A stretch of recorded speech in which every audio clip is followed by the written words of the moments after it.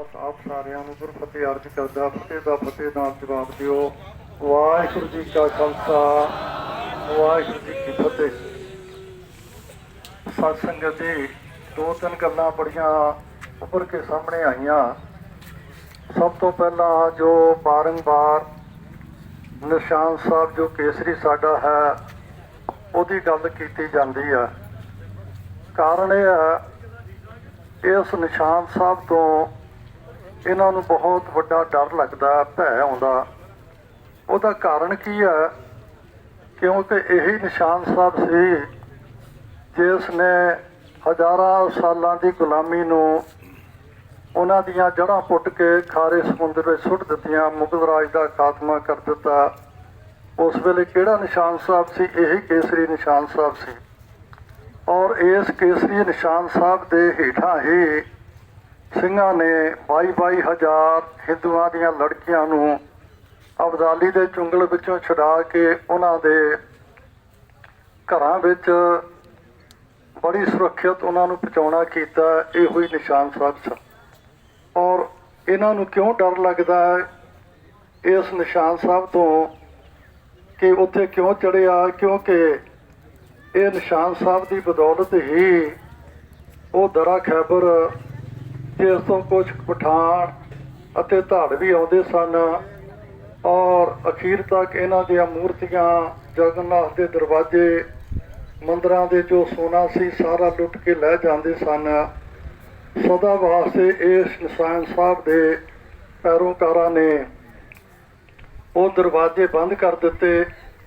ਔਰ ਉਹਨਾਂ ਲੋਕਾਂ ਉੱਤੇ ਜਿਨ੍ਹਾਂ ਨੇ ਅੱਜ ਤੱਕ ਕਿਸੇ ਦੀ ਅਧੀਨਗੀ ਨਹੀਂ ਕਬੂਲੀ, ਭਾਵ ਅਫਗਾਨ, ਪਠਾਨ, ਜਿਹਦੇ ਵਾਸਤੇ ਅਮਰੀਕਾ ਵੀ ਗੋਡੇ ਟੇਕ ਗਿਆ, ਰਸ਼ੀਆ ਵੀ ਗੋਡੇ ਟੇਕ ਗਿਆ, ਪਰ ਇਸ ਨਿਸ਼ਾਨ ਸਾਹਿਬ ਦੇ ਪੈਰੋਕਾਰਾਂ ਨੇ ਔਰ ਤਿੱਬਤ ਤੋਂ ਲੈ ਕੇ ਚੀਨ ਤੱਕ, ਚੀਨ ਤੋਂ ਲੈ ਕੇ ਗਜ਼ਨੀ, ਕਾਬਲ, ਕੰਧਾਰ ਤੱਕ ਇਸ ਨਿਸ਼ਾਨ ਸਾਹਿਬ ਦੇ ਸਰਪ੍ਰਸਤੀ ਦੇ ਹੇਠ ਐਡਾ ਵੱਡਾ ਮੱਲਾਂ ਮਾਰੀਆਂ ਔਰ 40 ਸਾਲ ਦਾ ਰਾਜ ਕੀਤਾ। ਔਰ ਖਾਸ ਕਰਕੇ ਪੰਜਾਬੀਆਂ ਦੇ ਆਲੇ ਦੁਆਲੇ ਜੋ ਕਿੱਲ ਗੱਡੇ ਜਾ ਰਹੇ ਆ ਉਹਨਾਂ ਨੂੰ ਤੁਹਾਡੀ ਇਹ ਬਹਾਦਰੀ ਦਾ ਪਤਾ ਹੈ। ਇਹ ਇੱਕੋ ਇੱਕ ਬਹਾਦਰ ਕੌਮ ਹੈ ਜਿਹੜੀ ਇਹ ਲੋਕਾਂ ਦੇ ਪੇਟ ਨੂੰ ਵੀ ਭਰ ਸਕਦੀ ਹੈ ਅਤੇ ਸਰਹੱਦਾਂ ਦੀ ਰਾਖੀ ਵੀ ਕਰ ਸਕਦੀ ਹੈ। ਜੇ ਪੰਜਾਬੀ ਲੋਕ ਇੱਕ ਪਾਸੇ ਹੋ ਜਾਣ ਇਹ ਮੁਲਕ ਮੁੜ ਕੇ ਫਿਰ ਦੁਬਾਰਾ ਗੁਲਾਮ ਹੋ ਸਕਦਾ ਹੈ ਅਤੇ ਹੋ ਜਾਏਗਾ। ਇਸ ਕਰਕੇ ਨਾ ਇਹਨਾਂ ਨੂੰ ਹਰੇ ਤੋਂ, ਨਾ ਲਾਲ ਤੋਂ, ਨਾ ਕਿਸੇ ਹੋਰ ਰੰਗ ਤੋਂ ਕਿਸੇ ਨੂੰ ਡਰ ਹੈ। ਕੇਵਲ ਕੇਸਰੀ ਨਿਸ਼ਾਨ ਸਾਹਿਬ ਤੋਂ ਇਹਨਾਂ ਨੂੰ ਭੈ ਆਉਂਦਾ ਹੈ। ਉਹਦੀ ਮਹਾਨਤਾ ਤੁਸੀਂ ਸਾਰੇ ਜਾਣਦੇ ਹੋ। ਔਰ ਇਹੀ ਨਿਸ਼ਾਨ ਸਾਹਿਬ ਲੈ ਕਰਕੇ ਤੁਸੀਂ ਜਦੋਂ ਕੋਵਿਡ ਦਾ ਸਮਾਂ ਸੀ ਉਸ ਵੇਲੇ ਕਿੰਨੀ ਕੁ ਸੇਵਾ ਕੀਤੀ ਹੈ, ਇਹ ਨਿਸ਼ਾਨ ਸਾਹਿਬ ਦੀ ਬਰਕਤ ਹੈ। ਔਰ ਕਿਵੇਂ ਸੰਸਾਰ ਵਿੱਚ ਸਾਰੇ ਥਾਵਾਂ 'ਤੇ ਸੇਵਾਵਾਂ ਚੱਲ ਰਹੀਆਂ, ਗੁਰੂ ਘਰਾਂ ਉੱਤੇ ਝੁੱਲ ਰਹੇ ਆ। ਔਰ ਇਹਨਾਂ ਨੂੰ ਹਮੇਸ਼ਾ ਇਸ ਨਿਸ਼ਾਨ ਸਾਹਿਬ ਤੋਂ ਕਿ ਜਿਵੇਂ ਉਧਰ ਫਤਿਹ ਪੰਜਾਬ ਵੀ ਇਹਨਾਂ ਨੇ ਪ੍ਰਾਪਤ ਕੀਤੀ ਹੈ ਇਸ ਨਿਸ਼ਾਨ ਸਾਹਿਬ ਦੀ ਸਰਪ੍ਰਸਤੀ ਹੇਠ, ਕਿ ਆਪਣੇ ਆਪ ਨੂੰ ਇੱਕ ਖਤਰਾ ਮਹਿਸੂਸ ਕਰ ਰਹੇ ਆ। ਜਿਸ ਕਰਕੇ ਵਾਰ-ਵਾਰ ਇਹ ਤਿਰੰਗੇ ਦੀ ਗੱਲ ਕਰਦੇ ਆ।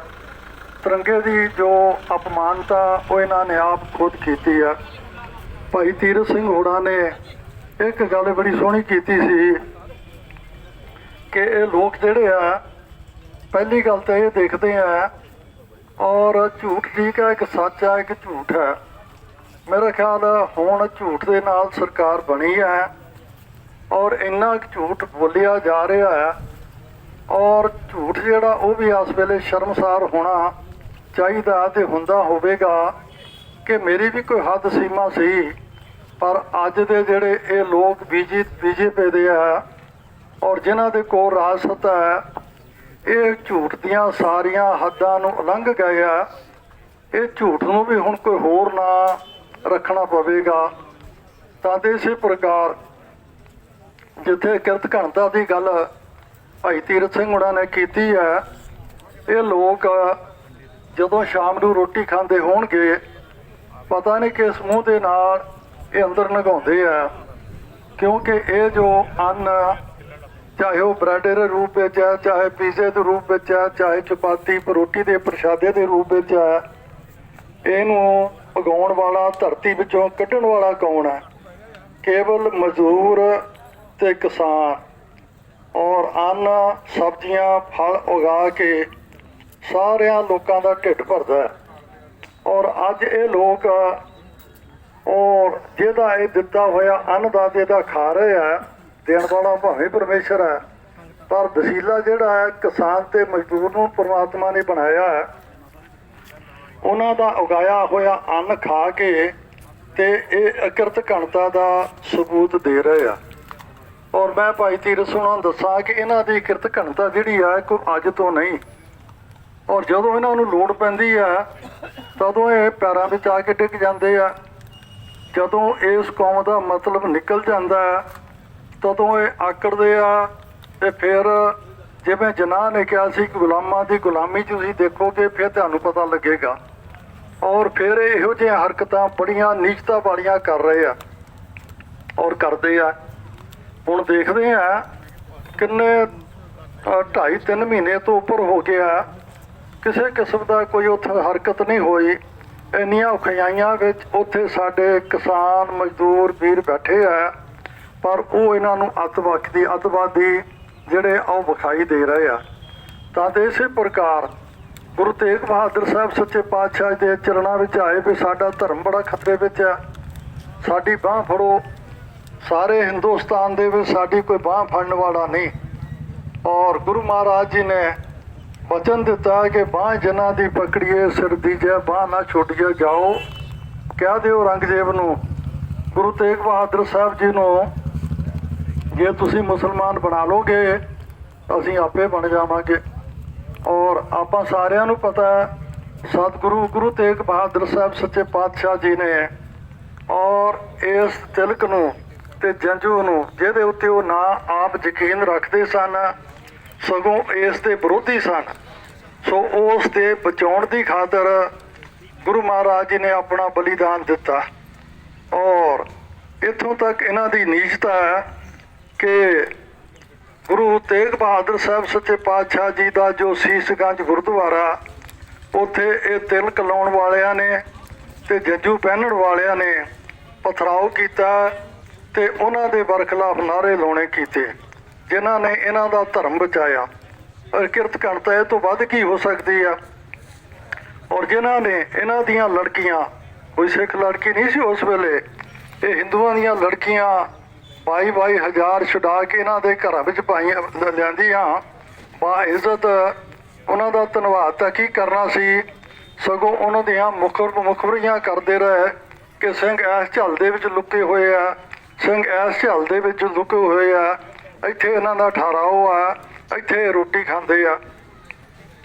एक नहीं जे आपां गिणना करिए तो बहुत लंबी फरिश्त है। और इस तो बाद जदों आप आज़ादी की गल करते हैं 90% तो उपर साडे जिहड़े सन ये पंजाबी लोगों ने फांसी के रस्सियां नूं चुमिया और जलावतन होए, काले पानी होए। और कुक्का सिंह लहर में सारे के सारे जिन्ने सन तोपां दे नाल उड़ाए गए। किस वास्ते उड़ाए गए? कोई अपने वास्ते नहीं सन, इन्हां लोगों की खातर। और अज तो शुरू होया खालसा पंथ तदों तो लैके असीं परोपकार वास्ते ही शहादतां दिंदे रहे हैं। और खालसे का एक असूल है जो गुरु तेग बहादुर साहब जी ने दिता कि भै काहू को देत न है न पैमान ध्यान। हर बंदे नूं सुतंत्र जीवन जीउण दी खुल होनी चाहिए है और ना किसी का भै अपने उत्ते मनना चाहिए, ना किसी नूं डर देना चाहिए।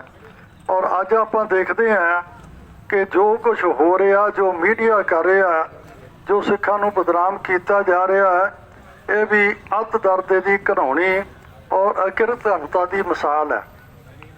पर याद रखना चाहिए कुदरत का एक नेम है, अटल सच्चाई है जो भाई साहब भाई गुरदास जी ने अपने बुखार बिंद तो 12 में लिखना की है। पूछया भाई साहब धरती उत्ते बड़े बड़े पहाड़ आ कि धरती नूं इन्हां पहाड़ों का भार नहीं लगता? एडे बड़े दरिया आ, समुंदर आ दा पानी आ, 3 हिस्से ਉਹਦਾ ਭਾਰ ਨਹੀਂ ਲੱਗਦਾ? ਭਾਈ ਸਾਹਿਬ ਕਹਿੰਦੇ ਨਹੀਂ। ਕਹਿੰਦੇ ਇੰਨੇ ਜੀ ਜੰਤ ਘੁੰਮਦੇ ਆ, ਉਹਨਾਂ ਦਾ ਭਾਰ ਲੱਗਦਾ? ਕਹਿੰਦੇ ਇਹਨਾਂ ਦਾ ਹੀ ਭਾਰ ਕੋਈ ਨਹੀਂ ਲੱਗਦਾ। ਬੜੇ ਬੜੇ ਕੋਟ ਕਿਲੇ ਆ, ਬੜੇ ਬੜੇ ਕੋਠੀਆਂ ਮਕਾਨ ਆ, ਕਿ ਇਹਨਾਂ ਦਾ ਭਾਰ ਲੱਗਦਾ? ਭਾਈ ਸਾਹਿਬ ਕਹਿੰਦੇ ਇਹਨਾਂ ਦਾ ਹੀ ਭਾਰ ਕੋਈ ਨਹੀਂ ਲੱਗਦਾ। ਇੰਨੇ ਦਰਖਤ ਆ, ਇਹਨਾਂ ਉੱਤੇ ਇੰਨੇ ਫਲ ਲੱਗਦੇ ਆ, ਇਹਨਾਂ ਦਾ ਭਾਰ ਧਰਤੀ ਨੂੰ ਨਹੀਂ ਵਿਆਪਦਾ? ਕਹਿੰਦੇ ਨਹੀਂ, ਇਹਨਾਂ ਦਾ ਭਾਰ ਵੀ ਧਰਤੀ ਨੂੰ ਨਹੀਂ ਵਿਆਪਦਾ। ਫਿਰ ਕਹਿੰਦੇ ਤੁਸੀਂ ਦੱਸੋ ਕਿਹਦਾ ਭਾਰ ਧਰਤੀ ਨੂੰ ਲੱਗਦਾ? ਉਹਨਾਂ ਨੇ ਇੱਕ ਬਾਰ ਰਚਨਾ ਕੀਤੀ ਆ, ਕਹਿੰਦੇ ਨਾ ਤਿਸ ਭਾਰੇ ਪਰਬਤਾਂ ਅਸਮਾਨ ਖੰਦੇ, ਨਾ ਤਿਸ ਭਾਰੇ ਸਾਇਰਾਂ ਨਦ ਨਾ ਬਹੰਦੇ, ਨਾ ਤਿਸ ਭਾਰੇ ਤਰਵਰਾਂ ਫਲ ਸੁਫਲ ਫਲੰਦੇ, ਨਾ ਤਿਸ ਭਾਰੇ ਜੀ ਜੰਤ ਅਣਗਣਤ ਫਲੰਦੇ। ਅਖੀਰ ਵਿੱਚ ਧਰਤੀ ਨੂੰ ਭਾਰ ਕਾਹਦਾ ਲੱਗਦਾ? ਕਹਿੰਦੇ ਭਾਰੇ ਭੂਈ ਅਕਿਰਤ ਘਣ ਮੰਦੀ ਹੋ ਮੰਦੇ। ਜਿਹੜਾ ਕਿਸੇ ਦੇ ਕੀਤੇ ਹੋਏ ਪਰਵਕਾਰ ਨੂੰ ਭੁੱਲ ਜਾਂਦਾ ਔਰ ਉਸ ਦਾ ਭਾਰ ਧਰਤੀ ਨੂੰ ਵਿਆਪਦਾ। ਪਰ ਇਹਨਾਂ ਨੇ ਭੁੱਲਣਾ ਤੇ ਕੀ ਹੈ? ਸਗੋਂ ਜਿਨ੍ਹਾਂ ਨੇ ਇਹਨਾਂ ਉੱਤੇ ਪਰਵਕਾਰ ਕੀਤੇ ਆ ਉਹਨਾਂ ਦੀ ਡਟ ਕੇ ਵਿਰੋਧਤਾ ਕਰ ਰਹੇ ਆ ਔਰ ਉਹਨਾਂ ਦਾ ਹੀ ਮਲੀਆ ਮੇਟ ਕਰਨ ਵਾਸਤੇ ਇਹਨਾਂ ਨੇ ਠਾਣੀ ਹੋਈ ਹੈ।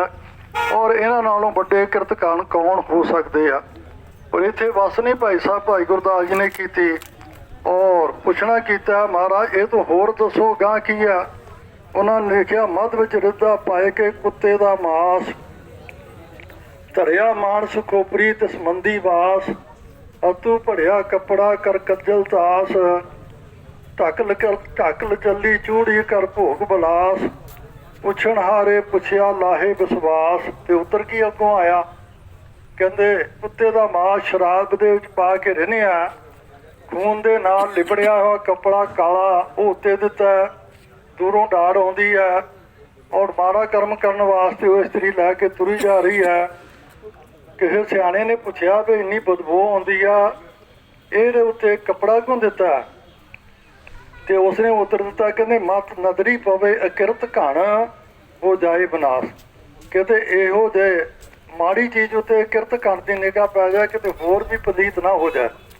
ਸੋ ਇਹਦੇ ਨਾਲੋਂ ਵੱਡਾ ਕੀ ਲਾਹਣਤਾਂ ਨੂੰ ਪਾਈਆਂ ਜਾ ਸਕਦੀਆਂ ਜੋ ਭਾਈ ਸਾਹਿਬ ਭਾਈ ਗੁਰਦਾਸ ਜੀ ਨੇ ਬਾਣੀ ਵਿੱਚ ਆਪ ਖੁਦ ਲਿਖਣਾ ਕੀਤਾ। ਔਰ ਮੈਂ ਇੱਕ ਛੋਟੀ ਜਿਹੀ ਗਾਥਾ ਔਰ ਮਸਕੀਨ ਦੀ ਆਮ ਕਥਾ ਵੀ ਤੁਸੀਂ ਸੁਣੀ ਹੋਣੀ ਆ। ਕਹਿੰਦੇ ਵਲੰਟੀਅਰ ਦਾ ਇਲਾਕਾ ਸੀ, ਕਿਉਂਕਿ ਆਪਣੇ ਸੰਤ ਸਿੰਘ ਮਸਕੀਨ ਇਹ ਵੀ ਉੱਧਰ ਦੇ ਰਹਿਣ ਵਾਲੇ ਸਨ। ਸਾਨੂੰ ਇੱਕ ਮਾਸਟਰ ਹਰੀ ਸਿੰਘ ਕਹਿੰਦੇ ਪੜ੍ਹਾਉਂਦਾ ਸੀ, ਉਸਨੇ ਆਪਣੀ ਇੱਕ ਹੱਡ ਬੀਤੀ ਦਰਸਾਉਣਾ ਕੀਤੀ। ਕਹਿੰਦੇ ਫਰੰਟੀਅਰ ਦੇ ਵਿੱਚ ਉੱਥੇ ਇੱਕ ਬਰਫ਼ ਪੈਂਦੀ ਹੈ, ਇੱਕ ਤਲਾਅ ਦੇ ਵਿੱਚ ਸੈਲਾਨੀ ਆਉਂਦੇ ਆ ਗਰਮੀਆਂ ਦੇ ਦਿਨਾਂ ਦੇ ਵਿੱਚ, ਤੇ ਉੱਥੇ ਆ ਕੇ ਨਹਾਉਂਦੇ ਆ ਔਰ ਗਰਮੀ ਤੋਂ ਰਾਹਤ ਮਹਿਸੂਸ ਕਰਦੇ ਆ। ਕਹਿੰਦੇ ਉੱਥੇ ਮੈਂ ਦੇਖਿਆ, ਹਰੀ ਸਿੰਘ ਕਹਿਣ ਲੱਗੇ, ਮਾਸਟਰ ਹਰੀ ਸਿੰਘ, ਉੱਥੇ ਕੀ ਹੋਇਆ, ਇੱਕ ਮਾਰਵਾੜੀ ਜਿਹਨੂੰ ਆਪਾਂ ਗੁਜਰਾਤੀ ਕਹਿੰਦੇ ਆ, ਗੁਜਰਾਤੀ ਦਾ ਲੜਕਾ ਉਹ ਆਪਣੇ ਬਾਪ ਦੇ ਨਾਲ ਉਸ ਤਲਾਅ ਦੇ ਵਿੱਚ, ਝੀਲ ਕਹਿ ਲਓ, ਉਹਦੇ ਵਿੱਚ ਨਹਾ ਰਿਹਾ ਔਰ ਅਚਾਨਕ ਉੱਥੇ ਦੇਖਿਆ ਇੱਕ ਯੂਰਪ ਦਾ ਬੰਦਾ ਫੋਟੋ ਖਿੱਚ ਰਿਹਾ, ਬਾਹਰੋਂ ਲੱਗ ਰਿਹਾ ਫੋਰਨਰ ਹੈ, ਗਲ ਵਿੱਚ ਕੈਮਰਾ ਪਾਇਆ ਹੋਇਆ, ਤਰ੍ਹਾਂ ਤਰ੍ਹਾਂ ਦੀਆਂ ਫੋਟੋ ਲੈ ਰਿਹਾ ਜੋ ਉਹਨੂੰ ਚਾਹੁੰਦਾ। ਔਰ ਉਸ ਤੋਂ ਬਾਅਦ ਉਹ ਮਾਰਵਾੜੀ ਦਾ ਬੱਚਾ, ਉਹਦਾ ਹੱਥ ਛੁੱਟ ਗਿਆ, ਉਹ ਡੂੰਘੇ ਪਾਣੀ ਵਿੱਚ ਚਲਾ ਗਿਆ। ਉਹ ਮਾਰਵਾੜੀ ਨੇ ਉੱਚੀ ਉੱਚੀ ਚੀਕਾਂ ਮਾਰੀਆਂ, ਬਚਾਓ ਮੇਰਾ ਪੁੱਤਰ, ਕੋਈ ਬਚਾਓ।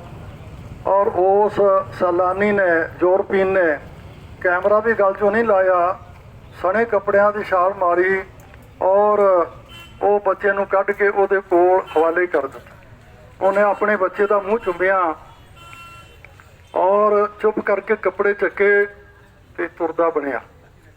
ਉਹ ਜਿਹੜਾ ਅੰਗਰੇਜ਼ ਸੀ ਉਹ ਦੇਖਦਾ ਰਹਿ ਗਿਆ ਕੀ ਕਾਰਨ ਹੋਇਆ। ਬੜਾ ਆਪਣੇ ਆਪ ਅਫਸੋਸ ਜਿਹਾ ਮਹਿਸੂਸ ਕੀਤਾ। ਹਰੀ ਸਿੰਘ ਕਹਿੰਦੇ ਮੈਂ ਉਹਦੇ ਪਾਸ ਗਿਆ, ਭਲਿਆ ਅੰਗਰੇਜ਼ੀ ਵਿੱਚ ਉਹਨਾਂ ਗੱਲਬਾਤ ਕੀਤੀ। ਵਾਈ ਯੂ ਆਰ ਸੈਡ, ਤੁਸੀਂ ਉਦਾਸ ਕਿਉਂ ਆ? ਕਹਿੰਦੇ ਉਹ ਕਹਿਣ ਲੱਗਾ ਸਾਡੇ ਦੇਸ਼ ਦਾ ਇੱਕ ਰਿਵਾਜ ਆ ਕਿ ਕੋਈ ਦਿੱਤੀ ਹੋਈ ਚੀਜ਼ ਨੂੰ ਚੱਕ ਕੇ ਫੜਾ ਦੇ ਤੇ ਉਹਦਾ ਹਰ ਬੰਦਾ ਥੈਂਕਸ ਕਰਦਾ, ਥੈਂਕ ਯੂ ਕਹਿੰਦਾ। ਪਰ ਮੈਂ ਇਹਦਾ ਬੱਚਾ ਡੂੰਘੇ ਪਾਣੀ ਵਿੱਚ ਆਪਣੀ ਜਾਨ ਨੂੰ ਜੋਖਮ ਵਿੱਚ ਪਾ ਕੇ ਉੱਥੋਂ ਕੱਢ ਕੇ ਲਿਆ ਕੇ ਇਹਦੇ ਹੱਥ ਵਿੱਚ ਫੜਾਇਆ। ਕੈਮਰੇ ਦੀ ਮੈਂ ਨਹੀਂ ਪਰਵਾਹ ਕੀਤੀ, ਕੱਪੜਿਆਂ ਦੀ ਮੈਂ ਨਹੀਂ ਪਰਵਾਹ ਕੀਤੀ, ਪਰ ਇਹ ਆਪਣੇ ਬੱਚੇ ਨੂੰ ਲੈ ਕੇ ਤੁਰ ਗਿਆ, ਮੇਰਾ ਇਸਨੇ ਧੰਨਵਾਦ ਤੱਕ ਨਹੀਂ ਕੀਤਾ। ਔਰ ਹਰੀ ਸਿੰਘ ਜੀ ਕਹਿਣ ਲੱਗੇ ਉਦਾਸ ਨਾ ਹੋ, ਤੂੰ ਚੰਗਾ ਕੰਮ ਕੀਤਾ, ਤੈਨੂੰ ਉਦਾਸ ਨਹੀਂ ਹੋਣਾ ਚਾਹੀਦਾ। ਇਹ ਜਿਹੜੀ ਕੌਮ ਦਾ ਤੂੰ ਬੱਚਾ ਕੱਢ ਕੇ ਦਿੱਤਾ, ਇਹਦੀ ਫਿਤਰਤ ਹੀ ਇਹੋ ਜਿਹੀ ਆ, ਸੁਭਾਅ ਹੀ ਇਹੋ ਜਿਹਾ ਹੈ। ਤੂੰ ਤਾਂ ਆਪਣੇ ਪਾਣੀ ਵਿੱਚੋਂ ਫਿਰ ਸਹੀ ਸਲਾਮਤ ਨਿਕਲ ਆਇਆ। ਜਿਸ ਗੁਰੂ ਤੇਗ ਬਹਾਦਰ ਸਾਹਿਬ ਸੱਚੇ ਪਾਤਸ਼ਾਹ ਜੀ ਨੇ ਇਹਨਾਂ ਨੂੰ ਯਤੀਮ ਹੋਣ ਤੋਂ ਬਚਾਇਆ, ਤਿਲਕ ਕਿਤੇ ਜੰਜੂ ਧਰਮ ਇਹਨਾਂ ਦਾ ਬਚਾਇਆ, ਇਹਨਾਂ ਨੇ ਉਹਨਾਂ ਦਾ ਧੰਨਵਾਦ ਨਹੀਂ ਕੀਤਾ ਤੇ ਤੇਰਾ ਖਾਕ ਕਰਨਾ ਇਹਨਾਂ ਨੇ। ਉਹ ਇਹੋ ਜਿਹੇ ਕੌਮ ਦੇ ਨਾਲ ਸਾਡੇ ਲੋਕਾਂ ਨੂੰ ਵਾਹ ਪਿਆ, ਪਰ ਗੱਲ ਕੋਈ ਨਹੀਂ। ਸੋ ਇਸ ਕਰਕੇ ਹੁਣ ਅਖੀਰ ਤੇ ਗੱਲ ਪੁੱਜੀ ਹੋਈ ਹੈ। ਔਰ ਰਾਤ ਮੈਂ ਇੱਕ ਵੀਡੀਓ ਭੇਜੀ ਸੀ, ਇਹਨਾਂ ਨੇ ਇੱਥੋਂ ਤੱਕ ਆਪਣੇ ਪੰਨੂ ਸਾਹਿਬ ਆ ਉਹਨਾਂ ਨਾਲ ਡਿਬੇਟ ਚੱਲ ਰਹੀ ਸੀ, 4 ਸਾਲ ਤੱਕ ਇਹਨਾਂ ਨੇ ਛੋਟ ਦੇ ਦਿੱਤੀ ਵੀ ਚਲੋ 4 ਸਾਲ ਤੱਕ ਅਸੀਂ ਤੁਹਾਨੂੰ ਦੇ ਦਿੰਦੇ ਹਾਂ, ਮੁਲਤਵੀ ਕਰ ਦਿੰਦੇ ਹਾਂ। ਬੜਾ ਸੋਹਣਾ ਉਹਨਾਂ ਨੇ ਜਵਾਬ ਦਿੱਤਾ ਪੰਨੂ ਸਾਹਿਬ ਨੇ ਵੀ 4 ਸਾਲ ਤੱਕ ਦੇ ਸਕਦੇ ਤਾਂ ਸਦਾ ਲਈ ਕਿਉਂ ਨਹੀਂ ਰੱਦ ਕਰ ਸਕਦੇ। ਮੁੜ ਕੇ ਤੁਸੀਂ ਕਮੇਟੀ ਬਿਠਾਓ, ਗੱਲਬਾਤ ਕਰੋ, ਜਿਨ੍ਹਾਂ ਵਾਸਤੇ ਕਰਦੇ ਆ ਜੇ ਉਹਨਾਂ ਨੂੰ ਚੰਗੇ ਲੱਗਣ ਤਾਂ ਲਾਗੂ ਕਰ ਦਿਓ, ਜਿਨ੍ਹਾਂ ਦੇ ਤੁਸੀਂ ਲਾਗੂ ਕਰ ਰਹੇ ਉਹਨਾਂ ਨੂੰ ਚੰਗੇ ਨਹੀਂ ਲੱਗਦੇ, ਉਹਨਾਂ ਵਾਸਤੇ ਮਾੜੇ ਤਾਂ ਕਿਉਂ ਕਰ ਰਹੇ ਹੋ ਧੱਕੇ ਨਾਲ। ਪਰ ਉਹਦਾ ਉੱਤਰ ਕੋਈ ਨਹੀਂ। ਔਰ ਝੂਠ ਬੋਲਣ ਦੀ ਹੱਦ ਤੁਸੀਂ ਸੋਹਣੀ ਲਈ ਆ। ਤੋਮਰ ਸਾਹਿਬ ਜਿਹੜੇ ਹਰ ਗੱਲ ਦੇ ਵਿੱਚ ਨਿਰੁੱਤਰ ਹੁੰਦੇ ਰਹੇ ਆ, ਉਹ ਅੱਜ ਫੇਰ ਝੂਠ ਬੋਲ ਰਹੇ ਆ ਕਿ ਕਿਸਾਨ ਲੋਕਾਂ ਨੂੰ ਕੇਵਲ ਤੇ ਕੇਵਲ ਪੰਜਾਬ ਦੇ ਲੋਕਾਂ ਨੂੰ ਭੁਲੇਖਾ ਪਾਇਆ ਜਾ ਰਿਹਾ। ਇਹਨਾਂ ਨੂੰ ਇਸ ਗੱਲ ਦਾ ਸਮਝ ਨਹੀਂ ਆ ਰਹੀ ਕਿ ਕਾਨੂੰਨ ਚੰਗੇ ਆ। ਔਰ ਕਹਿਣ ਤੋਂ ਭਾਵ ਇਹ ਬਹੁਤ ਘਿਨਾਉਣੀ ਤੇ ਅਤ ਨੀਚਤਾ ਦੀ ਗੱਲ ਹੈ। ਬਾਕੀ ਜਿੱਥੇ ਤੱਕ ਹੈ ਜੋ ਮਾਹੌਲ ਚੱਲ ਰਿਹਾ ਹੈ, ਆਪਾਂ ਸਾਰਿਆਂ ਨੂੰ ਇਕਮੁੱਠ ਹੋ ਕੇ ਅੰਨ ਦੀ ਸਹੁੰ ਖਾ ਕੇ, ਅੰਨ ਆਪਾਂ ਸਾਰੇ ਖਾਂਦੇ ਆ, ਅੰਨ ਦੀ ਸਹੁੰ ਕਰਕੇ ਇਹਨਾਂ ਬੀਜੇਪੀ ਜੋ ਵੀ ਇਹ ਹੈ ਨਾ, ਚਾਹੇ ਉਹ MLA ਦੀ ਹੈ, ਚਾਹੇ MP ਦੀ ਹੈ, ਚਾਹੇ ਨਗਰ ਨਿਗਮ ਆ, ਜੋ ਸ਼ਹਿਰ ਦੀਆਂ ਚੋਣਾਂ, ਇਹਨਾਂ ਸਾਰਿਆਂ ਦਾ ਇਹਨਾਂ ਦਾ ਬਾਈਕਾਟ ਕਰਕੇ ਸਫਾਇਆ ਕਰਨਾ ਚਾਹੀਦਾ। ਕਿਉਂਕਿ ਅੰਨ ਤੁਸੀਂ ਸਾਰੇ ਖਾਂਦੇ ਹੋ, ਅੰਨ ਦੀ ਸਹੁੰ ਖਾ ਕੇ ਤੇ ਇਹਨਾਂ ਨੂੰ ਬਿਲਕੁਲ ਸਪੋਰਟ ਨਾ ਕਰੋ। ਜਿਹੜਾ ਕੋਈ ਸਪੋਰਟ ਕਰਦਾ ਉਹਦਾ ਵੀ ਬਾਈਕਾਟੋ। ਮੈਂ ਇਹਦੇ ਨਾਲ ਪੂਰਨ ਤੌਰ ਤੇ ਸਹਿਮਤ ਹਾਂ। ਸੋ ਜੇ ਤੁਸੀਂ ਵੀ, ਕਿਉਂਕਿ ਜੇ ਅੰਨ ਹੈ ਤੇ ਸਰੀਰ ਹੈ, ਆਪਾਂ ਦੇਖਦੇ ਹਾਂ ਲੱਖਾਂ ਰੁਪਏ ਕੋਲ ਪਏ ਹੋਣ, ਰੋਟੀ ਤੋਂ ਬਗੈਰ 2 ਦਿਨ ਹੀ ਬੰਦਾ ਕੱਢ ਸਕਦਾ। ਸੋ ਇਸ ਕਰਕੇ ਜਿੱਥੇ ਆਪਾਂ ਇਹਨਾਂ ਦਾ ਬਾਈਕਾਟ ਕਰਨਾ ਹੈ, ਔਰ ਇਹ ਨਹੀਂ ਕੋਈ ਲੁੱਕ ਛਿਪ ਕਰਕੇ ਓਪਨਲੀ ਆਪਾਂ ਬਾਈਕਾਟ ਕਰਨਾ। ਬਾਕੀ ਅੱਜ ਦਾ ਜਿਹੜਾ ਧਰਨਾ, ਇਹਦੇ ਵਿੱਚ ਜੋ ਸਾਡੇ ਉੱਤੇ ਨੌਜਵਾਨਾਂ ਉੱਤੇ ਉਸ ਦਿਨ ਇਹਨਾਂ ਨੇ ਨੌਜਵਾਨ ਲਾਪਤਾ ਕੀਤੇ ਆ, ਉਹ ਸਾਡੇ ਸਾਰੇ ਇਸ ਧਰਨਾਕਾਰੀ ਅਤੇ ਜਿੰਨੇ ਵੀ ਪੰਜਾਬ ਤੇ ਬਾਕੀ ਸਟੇਟਾਂ ਵਿੱਚ ਹੈ, ਉਹਨਾਂ ਵਿੱਚ ਜੋ ਧਰਨਾ ਦਿੱਤਾ ਹੈ, ਮੰਗ ਹੈ, ਉਹਨਾਂ ਦੇ ਜੋ ਝੂਠੇ ਕੇਸ ਪਾਏ ਗਏ ਆ। ਤੁਸੀਂ ਸਾਰੇ ਰੋਜ਼ ਪੜ੍ਹਦੇ ਹੋ, ਜਿਹੜੇ ਬੰਦੇ ਉੱਥੇ ਹਾਜ਼ਰ ਵੀ ਨਹੀਂ ਸਨ ਉਹਨਾਂ ਉੱਤੇ FIR ਦਰਜ ਕੀਤੀ ਗਈ ਆ, ਔਰ ਇਹ ਸਾਰੇ ਕੇਸ ਵਾਪਸ ਹੋਣੇ ਚਾਹੀਦੇ ਆ। ਇੱਕ ਹੋਰ ਗੱਲ ਤੋਮਰ ਨੇ ਕੀਤੀ ਹੈ, ਸਾਫ ਸੂਫ ਤੇ ਆਪਾਂ ਕਹਿੰਦੇ ਨੇ, ਕਿਉਂਕਿ ਸਭ ਹੀ ਉਹ ਹੁੰਦੀ ਆ ਜਿਹੜਾ ਲੋਕਾਂ ਵਾਸਤੇ ਭਲਾਈ ਦਾ ਕੰਮ ਕਰੇ। ਇਹ ਤਾਂ ਇੱਕ ਬੁਰਕੀ ਦੇ ਜਾਂ ਇੱਕ ਕੁਰਸੀ ਦੇ ਕਹਿ ਲਈਏ, ਇੱਕ ਬੁਰਕੀ ਦੇ ਟੁਕੜ ਦੇ ਭੁੱਖੇ ਆ। ਜਿੰਨ ਬੁਰਕੀ ਪੱਲਤੀ ਉਹਦੇ ਪਾਸੇ ਨੂੰ ਉਹਨਾਂ ਨੇ ਹੋ ਜਾਣਾ। ਅੱਜ ਤੱਕ ਤੋਮਰ ਨੂੰ ਕੋਈ ਨਹੀਂ ਜਾਣਦਾ ਵੀ ਕੌਣ ਆ। ਠੀਕ ਆ, ਕੁਰਸੀ ਮਿਲ ਗਈ, ਤੋਮਰ ਹੋ ਗਿਆ, ਪਰ ਕਹਿ ਦਿੱਤਾ ਕਿ ਜਿੰਨੇ ਕਿਸਾਨ ਇੱਥੇ ਮਰੇ ਆ, ਇਹਨਾਂ ਦਾ ਅਸੀਂ ਇੱਕ ਪੈਸਾ ਵੀ ਨਹੀਂ ਦੇਣਾ, ਔਰ ਟੈਕਸ ਇਹਨਾਂ ਦੇ ਕੋਲੋਂ ਜਾਂਦਾ। ਔਰ ਬਾਕੀਆਂ ਨੂੰ ਜਿਹੜਾ ਕਿਤੇ ਉਂਝ ਰੋਡ ਤੇ ਵੀ ਕਿਤੇ ਐਕਸੀਡੈਂਟ ਦੇ ਨਾਲ ਹੋ ਜਾਂਦਾ, ਉਹਨਾਂ ਨੂੰ 5-5 ਲੱਖ ਰੁਪਈਆ, 10-10 ਲੱਖ ਰੁਪਈਆ ਦੇ ਕੇ ਨਾਲ ਨੌਕਰੀ ਦਿੱਤੀ ਜਾਂਦੀ ਆ। ਪਰ ਪੰਜਾਬ ਦੇ ਕਿਸਾਨਾਂ ਨੂੰ ਕਿਉਂ ਨਹੀਂ ਦੇਣਾ? ਕਿਉਂਕਿ ਪੰਜਾਬ ਦੇ ਵਸਨੀਕ ਹੈ, ਇਹ ਆਪਣੇ ਹੱਕ ਮੰਗ ਰਹੇ ਆ। ਇਸ ਕਰਕੇ ਆਪਾਂ ਸਾਰਿਆਂ ਨੂੰ ਇਹ ਜਦੋਜਹਿਦ ਕਰਕੇ ਤੇ ਸਾਰਾ ਜਿਹੜਾ ਹੈ, ਸੋ ਉਹ ਜੋ ਵਿਅਕਤੀ ਜਿਹੜੇ ਸ਼ਹੀਦ ਹੋਏ ਆ, ਠੀਕ ਹੈ, ਖਾਲਸਾ ਕੋਈ ਮੰਗਦਾ ਨਹੀਂਗਾ। ਔਰ ਆਪ ਜੀ ਨੇ ਦੇਖਿਆ ਹੋਣਾ, ਅਜੀਤ ਸਿੰਘ ਨੂੰ ਕੱਲ ਆਪਣੇ ਉਸ ਦਿਨ 26 ਨੂੰ ਕੁੱਟਮਾਰ ਪਈ ਸੀ, ਆਉਂਦਿਆਂ ਕਿੰਨਾ ਮਾਣ ਸਤਿਕਾਰ ਦਿੱਤਾ। ਘਰ ਵੀ ਉਹਦਾ ਛੋਟਾ ਸੀ, ਉਸੇ ਵੇਲੇ ਸਾਰੇ ਇਲਾਕੇ ਨੇ ਇਕੱਠੇ ਹੋ ਕੇ ਨਵਾਂ ਘਰ ਉਹਨੂੰ ਬਣਾ ਦਿੱਤਾ। ਸੋ ਕੋਈ ਐਸੀ ਗੱਲ ਨਹੀਂ, ਅਸੀਂ ਤੇ ਤੰਜਾਨੀਆ, ਨੇਪਾਲ, ਭੂਟਾਨ ਔਰ ਇਹਨਾਂ ਨੇ ਮੰਦਰਾਂ ਵਿੱਚੋਂ ਆਪ ਗਾਰਾਂ ਨਹੀਂ ਕੱਢ ਸਕਦੇ ਸਨ, ਖਾਲਸਾ ਏਡ ਵਾਲਿਆਂ ਨੇ ਇਹਨੇ ਮੰਦਰ ਸਾਫ਼ ਕਰਕੇ ਦਿੱਤੇ ਆ, ਪਰ ਜਿਹੜਾ ਹੋਈ ਕਿਰਤ ਘਟ ਜਾਵੇ ਤੇ ਉਸ ਦਾ ਤਾਂ ਫਿਰ ਪ੍ਰਮਾਤਮਾ ਹੀ ਰਾਖਾ ਆ। ਕਿਉਂਕਿ ਇੱਕ ਗੁਰੂ ਮਹਾਰਾਜ ਪੰਜਵੇਂ ਪਾਤਸ਼ਾਹ ਦਾ ਹੀ ਫਰਮਾਨ ਅੱਗੇ ਵੀ ਮੈਂ ਬੇਨਤੀ ਸੀ, ਜਿਸ ਨੂੰ ਆਪ ਖੁਆਏ ਕਰਤਾ ਉਸ ਲਏ ਚੰਗਿਆਈ, ਵਿਨਾਸ਼ ਕਾਲ ਵਿਪਰੀਤ ਬੁੱਧੇ। ਬਹੁਤਾ ਲੰਬਾ ਸਮਾਂ ਨਹੀਂ, ਆਪਾਂ ਨੂੰ ਤਕੜੇ ਹੋ ਕਰਕੇ ਆਪਣੇ ਇਲਾਕੇ ਦੇ ਵਿੱਚੋਂ ਜਿਹੜੇ ਘਰਾਂ ਵਿੱਚ ਬੈਠੇ ਆ ਅਜੇ ਰਜਾਈਆਂ ਦਾ ਆਨੰਦ ਮਾਣਦੇ ਆ ਔਰ ਕੇਵਲ ਤੇ ਕੇਵਲ ਫਲ ਦੀ ਉਡੀਕ ਕਰਦੇ ਆ, ਪਰ ਜੇ ਆਪਾਂ ਦਰਖਤ ਨੂੰ ਪਾਣੀ ਨਾ ਪਾਇਆ ਤੇ ਫਿਰ ਫਲ ਸਾਨੂੰ ਕਿੱਥੋਂ ਮਿਲੇਗਾ? ਫਲ ਦਾ ਭਾਵ ਇਹਨਾਂ ਕਾਨੂੰਨਾਂ ਤੋਂ ਤਦ ਹੀ ਉਹ ਬਚ ਸਕਣਗੇ ਜੋ ਹੁਣ ਇਹ ਕਿਸਾਨੀ ਮੋਰਚਾ ਜਿਹੜਾ ਲੱਗਾ ਹੋਇਆ ਆਪਣੇ ਹੱਕਾਂ ਦੀ ਖਾਤਰ ਉਹਦੇ ਵਿੱਚ ਆਪਣਾ ਯੋਗਦਾਨ ਪਾਉਣਗੇ। ਯੋਗਦਾਨ ਪਾਉਣਾ ਇੱਕ ਪਾਣੀ ਪਾਉਣ ਦੇ ਬਰਾਬਰ ਹੈ। ਹਰ ਘਰ ਦੇ ਵਿੱਚੋਂ ਹਰ ਪ੍ਰਾਣੀ ਨੂੰ ਘੱਟੋ ਘੱਟ ਇੱਕ ਹਫ਼ਤਾ ਉੱਥੇ ਰਹਿ ਕਰਕੇ ਤੇ ਉੱਥੇ ਆਪਣਾ ਯੋਗਦਾਨ ਪਾਉਣਾ ਚਾਹੀਦਾ ਹੈ। ਔਰ ਨਹੀਂ ਤਾਂ ਫਿਰ ਜਦੋਂ ਸਮਾਂ ਪਿਹਾ ਜਾਵੇਗਾ ਫਿਰ ਆਪਾਂ ਨੂੰ ਸ਼ਰਮਸਾਰ ਹੋ ਕਰਕੇ ਤੇ ਵਿਚਰਨਾ ਪਏਗਾ ਵੀ ਆਹ ਲੋਕ ਸਾਡੇ ਪਿੰਡੋਂ ਗਏ ਸਨ ਮੋਰਚੇ ਵਿੱਚ, ਇਹਨਾਂ ਦੀ ਬਦੌਲਤ ਸਾਡੇ ਉੱਤੇ ਕਾਲੇ ਕਾਨੂੰਨ ਲਾਗੂ ਹੋਣ ਤੋਂ ਬਚ ਗਏ ਆ, ਫਿਰ ਉਹ ਕਿਸੇ ਤਰ੍ਹਾਂ ਉੱਚੀ ਅੱਖ ਕਰਕੇ ਤੁਰ ਨਹੀਂ ਸਕਣਗੇ। ਸੋ ਬੇਨਤੀ ਆ 9 ਤਰੀਕ ਨੂੰ ਵੀ ਗੁਰਦੁਆਰਾ ਸਾਹਿਬ ਤੋਂ ਜਿਵੇਂ ਸਾਰੇ ਇਲਾਕੇ ਨੇ ਪ੍ਰੋਗਰਾਮ ਬਣਾਇਆ, ਸੋ ਉੱਥੋਂ ਜਥਾ ਜਾਏਗਾ। ਵੱਧ ਤੋਂ ਵੱਧ ਉਹਦੇ ਵਿੱਚ ਆਪਣੇ ਨਾਮ ਲਿਖਾਓ, ਉਸ ਅਨੁਸਾਰ ਬੱਸਾਂ ਕੀਤੀਆਂ ਜਾ ਸਕਣ, ਟਰੱਕ ਰਾਸ਼ਨ ਦਾ ਇੰਤਜ਼ਾਮ ਕੀਤਾ ਜਾ ਸਕੇ, ਤਾਂ ਜੋ ਆਪਾਂ ਬਹੁਤ ਗਿਣਤੀ ਵਿੱਚ ਉੱਥੇ ਪਹੁੰਚ ਕਰਕੇ ਤੇ ਉਹਨਾਂ ਦਾ ਆਪਣੇ ਜੋ 3-3 ਮਹੀਨੇ ਤੋਂ ਉੱਥੇ ਬੈਠੇ ਆ ਉਹਨਾਂ ਦਾ ਹੌਸਲਾ ਅਫਜ਼ਾਈ ਕਰੀਏ ਔਰ ਉਹਨਾਂ ਦੀ ਪਿੱਠ ਉੱਤੇ ਖੜੋ ਕਰਕੇ ਤੇ ਫਿਰ ਇਸ ਮੋਰਚੇ ਨੂੰ ਪੂਰਨ ਤੌਰ ਤੇ ਕਾਮਯਾਬ ਕਰੀਏ।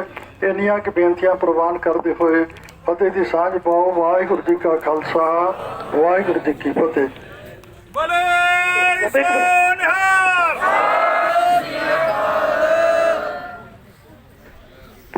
Sorry,